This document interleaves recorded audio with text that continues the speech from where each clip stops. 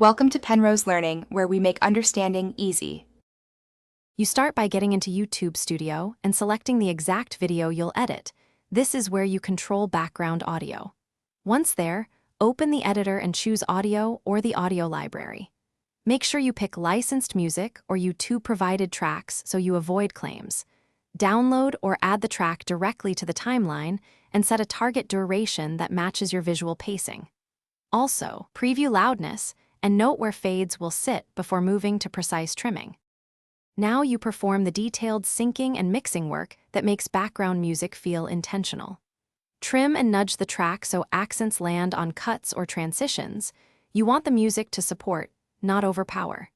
Adjust gain and add fade-ins or fade-outs to prevent abrupt changes, and use ducking to lower music automatically when dialogue plays.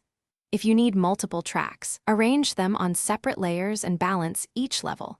Keep voice around -6 to -12 dB louder than the music for finish by exporting a high-quality preview and watching it end to end. Check levels on speakers and headphones to catch any masking or clipping. Once satisfied, update your description with music credits and license details so viewers and bots know permissions. Publish the edited video and monitor content ID notices. If a claim appears, first review the copyright details in the claim, then either replace the track, submit license proof, or follow YouTube's dispute steps with clear evidence. Thanks for watching. If this was helpful, leave a like and consider subscribing. See you next time.